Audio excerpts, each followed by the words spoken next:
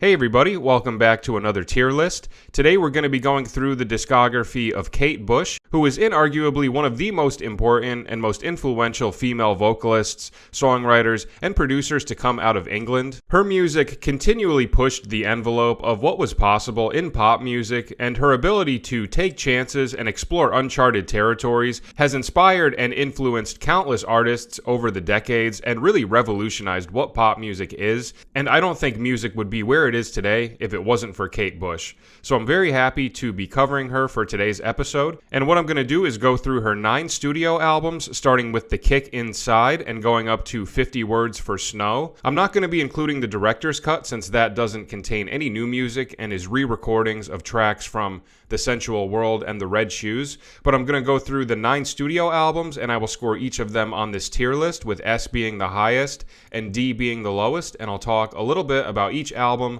let you know my thoughts, and we will see where we end up. And please feel free to let me know your thoughts in the comments, where you agree and disagree, and how you would rank these 9 albums. I would love to hear your thoughts. Alright, I think that's about it. Let's jump right into it.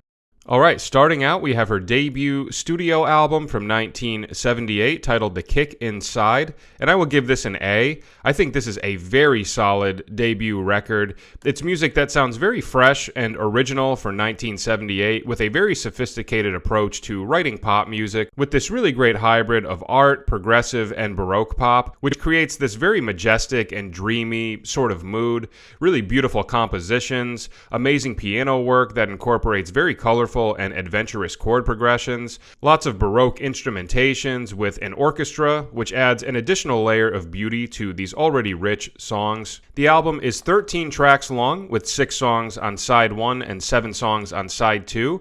For side 1, the high points for me would be The Man with the Child in His Eyes, which is actually a track that Kate had written when she was 13 years old, which is absolutely mind-blowing. Such mature writing for a 13-year-old, and really shows that her, sense of composition was really wise beyond her years. A couple of other standout tracks on side 1 for me would be Wuthering Heights, which became a #1 hit and actually made Kate Bush the first female artist to receive a #1 single, which is absolutely incredible. And I also love Moving and Strange Phenomena, which is a great example of Kate's very colorful and adventurous sense of harmony, with the song opening up on a very tense major 7 sharp 5 chord, which is very unusual. And I always love those moments in her music where she hits you with something just way out of left field, and is a perfect example of just the genius and unorthodox nature of Kate Bush's writing style. For side 2, my favorite tracks would be L'amour Looks Something Like You, Feel It, and the closing title track, The Kick Inside. I do think side 1 is the stronger half of the album, but side 2 definitely has a couple of bangers as well. And I don't think this is a perfect album from front to back. It does have a few tracks that I've never been crazy about, with songs like Kite and Them Heavy People. But I think for a debut album, this is some very high quality and very mature music. And like I said, just pop music that was very unique and innovative for 1978, and an album that was a great launching pad for Kate Bush to continue to build off of throughout her very dynamic discography. So I think this is a super strong debut album, but I do think she has better records that will follow it. So it's not going to be all the way up in S tier, but it is still a very solid album regardless. So I will give this one an A. Okay, next we have her second studio album, also from 1978, titled Lionart, and unfortunately I'm going to give this one a C. I've always had a hard time with this record. Stylistically, it is in a similar realm to The Kick Inside, but I do think that everything about this record feels like a downgrade from the previous release. I don't find the songwriting to be as engaging. There's definitely a chunk of songs on here that are skip-over tracks for me, and all of the other elements that I loved about The Kick Inside just don't feel as present on here. And I think most of that is largely due to the fact that they really wanted to capitalize on the success of The Kick Inside and put out a second album in a very short time frame. And I think because of that, it resulted in a lot of subpar and rushed songs that just don't match the same level of quality that we had on The Kick Inside. The album is 10 tracks long with 5 songs on each side. And while I do have a lot of negative things to say about this record, it does have a few tracks that I think are great Kate Bush songs. I wouldn't regard any of them as the strongest songs of her discography, but I do really enjoy Symphony in Blue, Wow, Full House, and Kashka from Baghdad. Full House would easily be my favorite song on here. I think musically it's the most unique track with some really fascinating piano work, again with some very eerie and unusual chord movements. But other than those couple of tracks, nothing really stands out to me on here, and I wouldn't regard any of the good songs on here to be as strong as any of the good tracks from The Kick Inside. So like I said, I think this was just recorded in too much of a rushed fashion and resulted in a pretty weak follow-up to a very strong debut album. So not a great record in my opinion. This one gets a C. Alright, moving on, we have her third studio album from 1980 titled Never Forever, and I will give this an S. I think this album is incredible, definitely an improvement from Lionart. I think letting a little bit more time pass between records was the right move, and it resulted in an album that is much more consistent from front to back, and the quality of the songwriting is even more enhanced. It opens up perfectly with her classic hit Babushka, which would definitely make my list of top 10 favorite Kate Bush tracks.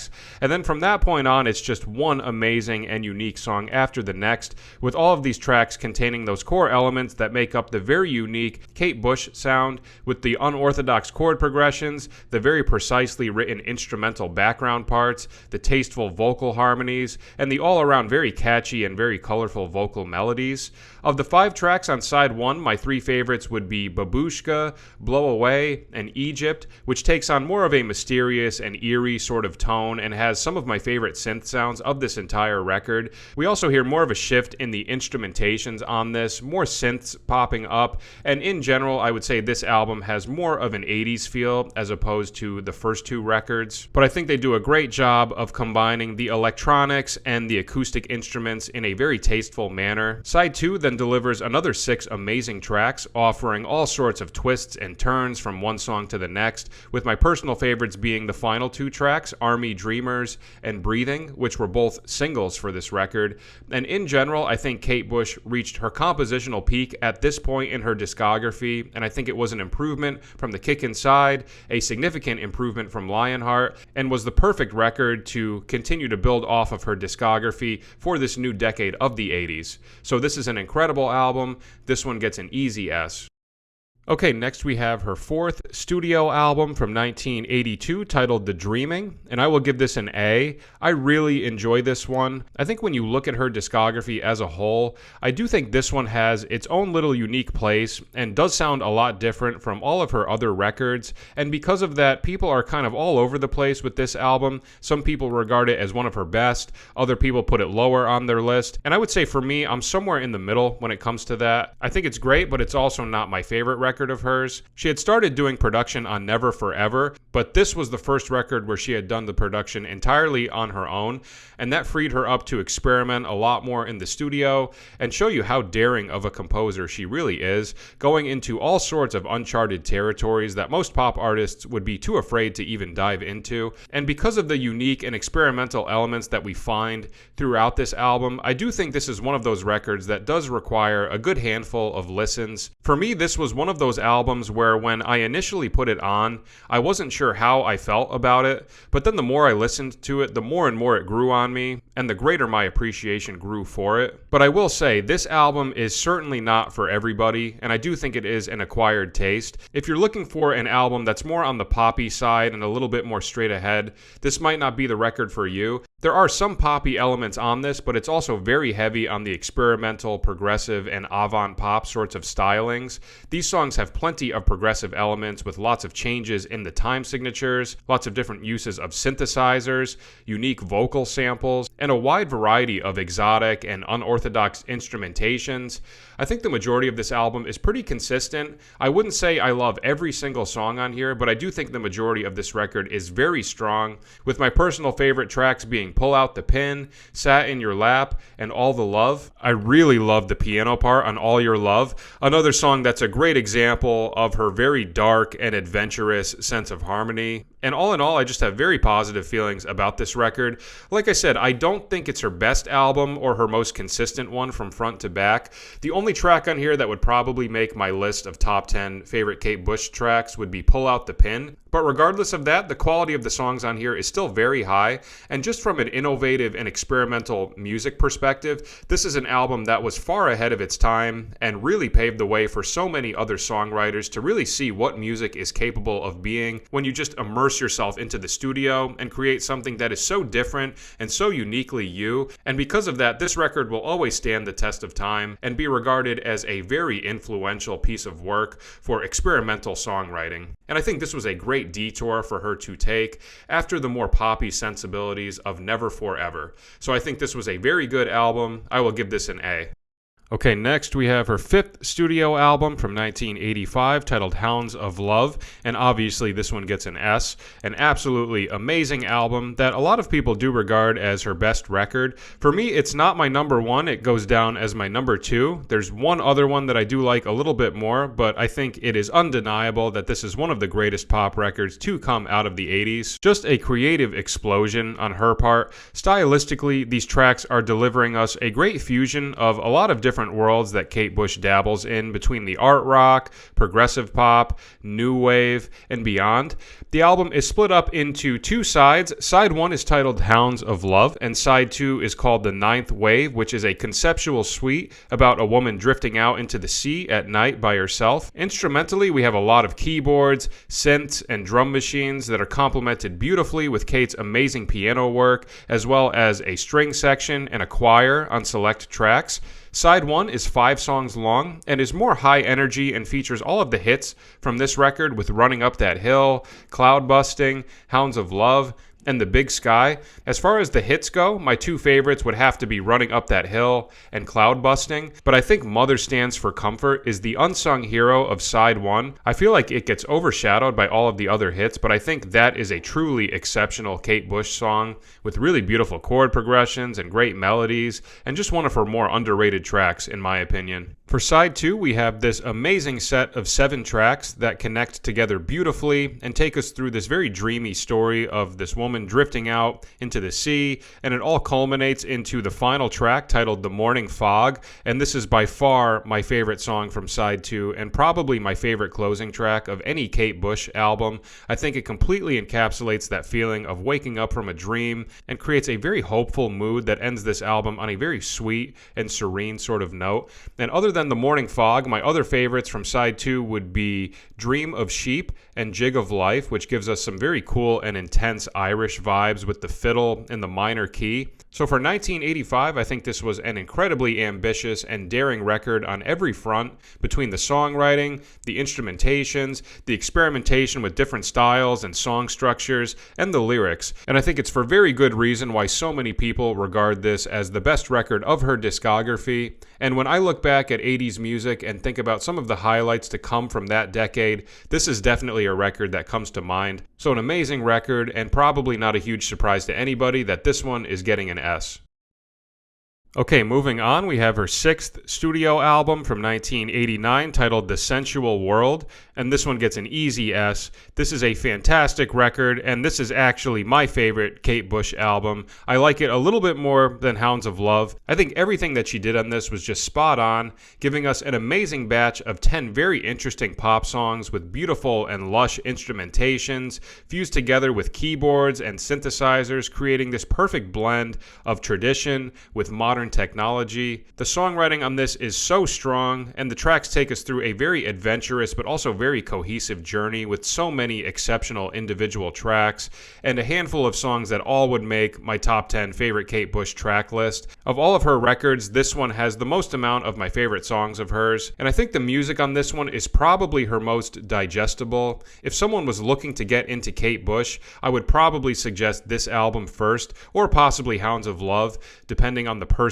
stylistic tendencies, but either way, I think this is a pretty safe album to recommend somebody if they're looking to explore the world of Kate Bush. Both sides have 5 tracks, and I think side 1 is almost completely perfect from front to back. The only song that I'm not crazy about is track 5, Heads Were Dancing, but I think all 4 of the opening tracks are absolutely exceptional I would say that this is the strongest succession of 4 tracks of any Kate Bush record. 3 of the 4 opening tracks would actually make my list of top 10 favorite Kate Bush songs, with Love and Anger, The Fog, and Reaching Out. Believe it or not, Reaching Out is my number 1 favorite Kate Bush song. For some reason, that song has just always really resonated with me. I love the piano work, the vocal melodies, the yelling parts create this feeling that's very hopeful. I just love all of the emotions that come out of this track. I'm curious if anybody else loves this song as much as I do, because I've never heard anybody say that this is their favorite Kate Bush song, so let me know in the comments. Side 2 then delivers another 5 awesome tracks, and I still enjoy Side 2 a lot,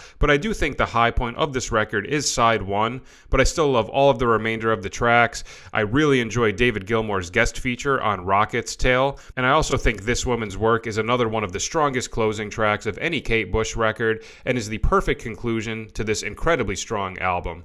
So in terms of cohesiveness and the quality of the tracks, I really cannot say enough good things about this record, and I think she did the very incredible feat of managing to follow up the impossible to follow Hounds of Love with an album that I find even more enjoyable, and that is a very big accomplishment. So this is my number 1 favorite Kate Bush album, and this one gets an S. Okay, next we have her 7th studio album from 1993 titled The Red Shoes, and unfortunately I'm going to give this a C. Not a great album, in my opinion, on a variety of different fronts. Production-wise, I think this is her weakest record to date, with lots of production choices that come off as cheesy and sound just kind of dated to me. Songwriting-wise, I don't think this is her most exciting material. There are a couple of songs on here that I actually think are incredible, but unfortunately I do think the majority of this album is pretty underwhelming and just doesn't achieve the same highs that the previous few records did. It's 12 tracks long and is in a general art pop sort of mood, and I would say a little over half of this album is pretty underwhelming. There were 5 singles to be released for this record, and of those 5 songs, the only one that I do really enjoy is Moments of Pleasure. I think that's an amazing song, but I've never been able to get into Rubber Band Girl or Eat the Music. I think those are both pretty bland songs, and I think And So Is Love and The Red Shoes are okay, but not tracks that I would regard as exceptional Kate Bush songs. I appreciate the guest features of Eric Clapton and Gary Brooker, but it still doesn't take away from the fact that I find a lot of these songs pretty underwhelming. But I did mention there are a couple of songs on here that I really enjoy, and those would be Top of the City. I think that song has some beautiful and very melodic piano and vocal parts, and I also love Big Stripey Lie. That's the one song on here that does give me vibes of that old school experimental Kate Bush sound from The Dreaming, with this beautiful fusion of electronic drums, this deep bass part, distorted guitars, and a sad string part on top of it. In my opinion, musically, it is by far the most interesting song on this album.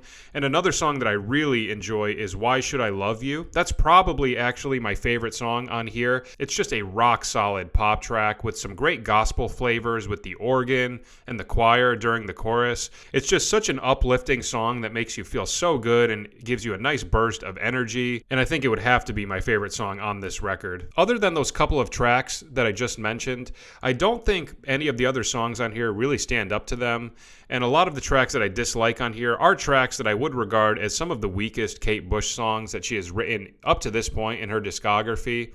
So although it has a few tracks that I think are great, I do think the majority of this album is pretty weak and musically just doesn't offer as much as her previous albums did. So not a great album in my opinion. This one gets a C. Alright, next we have her 8th studio album from 2005 titled Ariel, and I will give this an A. I really enjoy this album. I will say, of every record in her discography, this was the one that was the hardest for me to score, because I do have a lot of differing opinions on this record. This is a double album, and it was her first album in 12 years, as she had taken some time off from the industry to spend more time with her family and raise her son. And I do think it is a significant improvement from The Red Shoes. Everything on here sounds more fresh. Compositionally, we're seeing a return back to some of her traditional styles with the art pop and progressive elements, with these added layers of folk, classical, Renaissance, and flamenco. And I also think the blending of the synthesizers with the piano is done in a very effective way. The piano work is very prevalent throughout this record, but there's still some modern elements with the electronics, and I think it was done in a very tasteful manner. Production-wise, I also think it is much cleaner and just much better all-around production on this than we had on The Red Shoes. The two discs are divided up into two sections, with the first disc being titled A Sea of Honey, which consists of 7 tracks, and I think the majority of side 1 is very good. It's got a couple of songs here and there that I'm not crazy about. I've actually never been able to get into the track King of the Mountain, which I know was the single for this record, but for some reason that song just never grew on me no matter how many times I listened to it. But my favorite tracks on side 1 would have to be Pie and Joni, which is a beautiful ballad with tasteful synth sounds and great vocal melodies. Side 2 then consists of 9 more tracks, and this half of the album is titled A Sky of Honey, and I do think that side 2 is a little stronger than side 1. This side has some truly beautiful tracks and a couple of shorter transitional tracks that are very dreamy. I love how it opens up with the prelude, the piano part with the bird sounds, and the recording of her son talking creates such a dreamy and almost new age sort of style to open up side 2. And then The Painter's Link is another beautiful transitional track with piano strings, chirping birds, and beautiful layered vocals between Kate Bush. And I believe the male vocalist on this is Rolf Harris, but please correct me if that's wrong. My favorite songs from side 2 would be Prologue, Sunset, and the closing title track, Ariel, which has a really great intensity to it and concludes this album beautifully. So in general, I have very positive feelings about this record. I think the only caveat that I will add is that this is a Kate Bush album that I do need to be in a very particular mood to listen to. I don't find myself going back to this one as much as other records in her discography, and I think partly that is because of the fact that it's a double album, and a lot of the songs on here are slower and more mellow, so I need to be in the right mood for that sort of energy, as well as needing to be in a particular mood to listen to a double album, because obviously it's a much bigger time commitment. And I also don't know if I would regard any of the tracks on here as any of my favorite Kate Bush songs, but at the same time, I think there are very few tracks on here that I actually dislike. If I compare this to the previous record, The Red Shoes, I think the quality in the songwriting is significantly higher on this one. So it didn't feel right putting it in B tier because I do think it is a significant step up from the previous record, but I also would say that of all the records that are in A tier at this point, this would be the one that would come in last place. But aside from those few minor critiques, I do think this was a very fresh sounding record that is filled with so much beauty and so many incredible textures, and it's a very artistic expression from Kate, and I think it more than makes up for the 12 years of no new music between this record and The Red Shoes. So a very good album. This one gets an A. Okay, and lastly, we have her most recent studio album from 2011 titled 50 Words for Snow, and unfortunately, I'm going to give this a C. This one actually goes down as my least favorite Kate Bush record. I've always struggled with it, and it's unfortunate because I like the idea behind it, and I really want to like it, but there is a good chunk of this record that does fall pretty flat for me. It's got 7 songs, and it's meant to be set against a backdrop of falling snow, which is a cool concept, and I do think she succeeds in creating that snowy sort of imagery throughout a lot of this, but unfortunately, I just don't think every track on here is super exciting. A lot of this album feels very long and drawn out to me, with numerous tracks that just feel like they go on for way too long, and for me, that feeling is most apparent on the opening 3 tracks, which all range between 10 and 13 minutes in length, and I don't find any of those 3 songs to be particularly exciting or engaging, and it makes the opening chunk of this album just feel like work to have to get through it. There's definitely some nice piano work and plenty of beautiful moments in these tracks, but as overall songs, I definitely wouldn't regard them as standout Kate Bush tracks. I do think the second half of the album is a bit stronger. I do really enjoy Wild Man and Snowed In at Wheeler Street. I think Wild Man is hands down the best song on the record and a much needed pickup in energy after the very long opening 3 tracks, and Snowed In at Wheeler Street has a nice dark vibe to it and a surprisingly cool guest feature from Elton John, which I was not expecting. But other than those 2 songs, I wouldn't say that I resonate very much with the remainder of the track listing. Like I said, I always love her piano work and there are nice moments within these tracks, but because of how long a lot of them are and because of the general more stripped down and slower nature of this record, there's just a good chunk of it that feels like work to get through, and unfortunately I just wouldn't regard this as one of the stronger albums of her discography. So I'm sorry to say that the final album of the video is my least favorite album of her discography, and because of that I'm going to have to give it a C. Alright, so those are my takes on her 9 studio albums. Going through this discography is a truly enjoyable experience with so many twists and turns, and it's a great example of an artist who continued to evolve over the years, but always produced art that was completely authentic to who she was, and because of that, she had become an alternative choice to mainstream pop music and gave us music that was truly unique and refreshing and resulted in a good handful of classic albums to be made in the late 70s as well as the 80s. And the 80s is a decade that I think would not have been as good as it was if it hadn't been for Kate Bush and her creative explosion throughout that period. And it's obviously for very good reason as to why she's regarded as one of the most important female singers and songwriters of all time, and I think this discography pretty clearly illustrates why that is.